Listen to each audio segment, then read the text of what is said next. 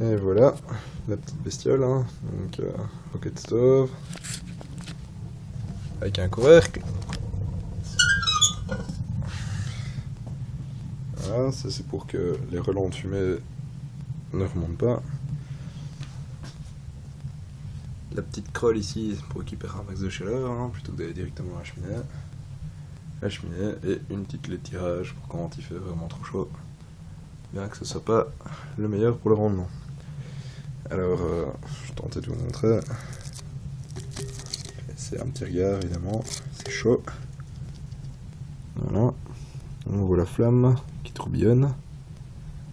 Alors là vous verrez par la suite, ça c'est une petite flamme. Il y a moyen d'avoir bien pire que ça, mais quand on voit la chaleur qui se dégage de celle-là, c'est pas une gentille. Alors, je vais faire un peu toutes sortes d'essais. Pour l'instant, ce qui marche le mieux, ce sont des briquettes de copeaux. Donc, tout simplement, voilà, des baies de copeaux compressées. 3€ les 6 et ça fait un sacré poids. Sinon, le pellet, évidemment, hein, comme on a déjà vu, c'est pas mal. En fait, j'ai introduit simplement la poutrelle dans le cœur de chauffe. Je la remplis de pellets. Les pellets dégoulinent vers l'avant et se font directement aspirer dans le foyer horizontal que voici. Regardez. Voilà, donc la fameuse bûchette. On voit clairement les flammes qui se font aspirer vers le bas. Voilà. Ça risque de fumer un peu, c'est pour vous montrer. Voilà.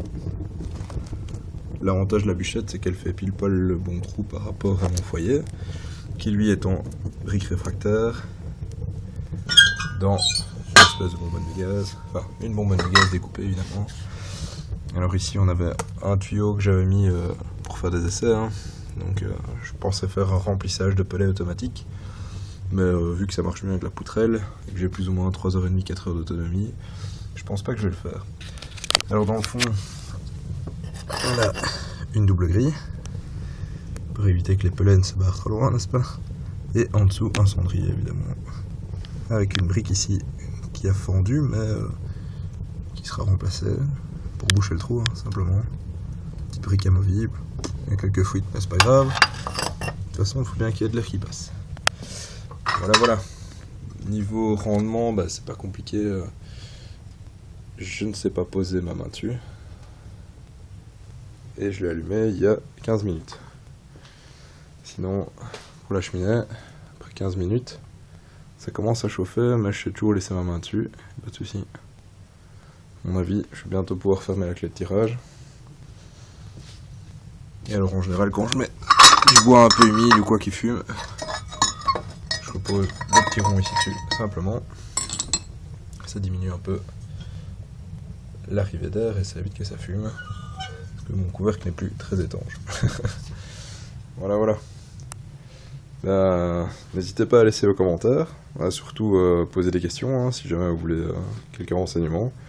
Et je vais essayer de rajouter quelques photos, voir les vidéos des premiers tests et du montage. Voilà. À bientôt.